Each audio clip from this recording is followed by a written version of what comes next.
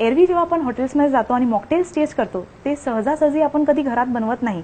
आणि एखादी आपल्याकडे घरात आता पार्टी असेल तर आणि असं काहीतरी वेगळं ड्रिंक बनवायचं असेल तर आज जी मी रेसिपी करून दाखवणार आहे आपल्याला ती नक्कीच करून पहा. आपल्या गेस्टला ही नक्की आवडेल आणि तुम्हालाही नक्की आवडेल. तर त्यासाठी लागणारं साहित्य आपण बघूया. तर लेयर्ड कूलर हे आपलं ड्रिंकचं आज नाव आहे. त्यासाठी लागणारं साहित्य आपण बघूया.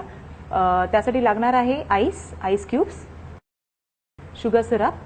हा शुगर सिरप जो बनवलेला आहे तो आपण साखर आणि पाणी हे एक प्रमाणात घेतलं आहे. म्हणजे 100 ग्रॅम साखर घेतली तर 100 ml पाणी घेतलेलं आहे आणि त्याला उकळलेलं आहे आणि थंडगार करून आपण इथे ठेवलेलं आहे. नंतर आपण घेणार आहे पायनॅपल ज्यूस. हा फ्रेश घेऊ शकतो किंवा आपण जे कॅन्ड येतात तेही घेऊ शकतो. ऑरेंज ज्यूस आहे.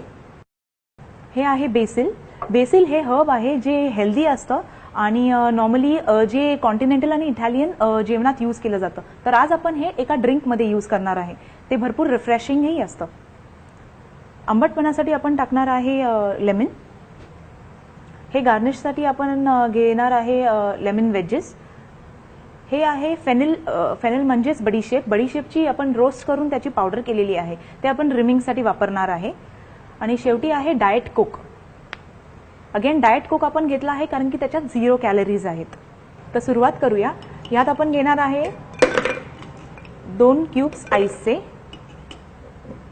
साखरेचा जो पाक आहे तो 15 ते 20 ml घ्यायचा आहे. जे ऑरेंज ज्यूस आहे ते आपण साधारण एक 30 ml ऑरेंज ज्यूस टाकणार आहे. पायनॅपल ज्यूस सुद्धा एक 30 to 40 ml आपण टाकणार आहे. यात एक लिंबूचा रस आपण यात टाकणार आहे. लिंबूचा रस जेवढा फ्रेश घ्याल तेवढं चांगलं आहे. आणि शेवटी आपण जे रिफ्रेशिंग जे फ्लेवर देणार आहे ते आहे बेसिल. तर आपण यात बेसिलची अशी 3 पानं टाकणार आहे आणि हे सगळं एकत्र आता ब्लेंड करणार आहे ब्लेंडरने. तर चला ब्लेंड करूया याला.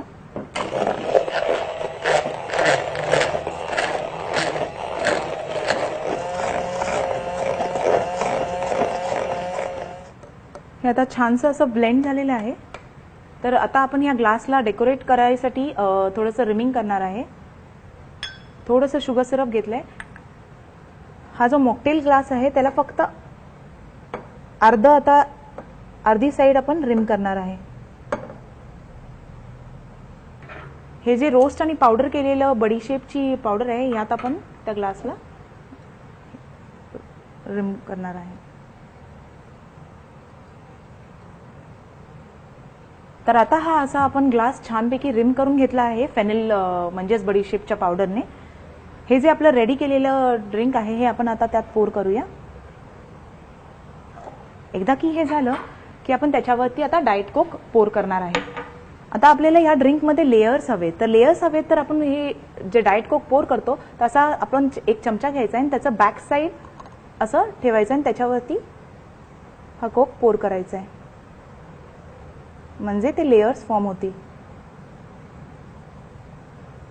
हे हळूवार असं पोर करायचं आहे म्हणजे आपण छानसे असे लेयर्स फॉर्म होतील. जसं जसं आपण पोर करतो तसा तसा आपण चमचा असा वर घेत जायचं आहे. तर आपण बघू शकता हे छान असे 3 लेयर्स आलेले आहेत. खाली आहे ग्रीन कलरचा लेयर, मध्ये आहे कोकचा लेयर आणि वरती आहे फ्रॉथ. आता आपण याला गार्निश करूया. गार्निश करण्यासाठी हे जे ऑरेंजचं आपण वेज कापलेलं ते असं इथे इन्सर्ट करूया आणि बेसिलची एक स्प्रिग.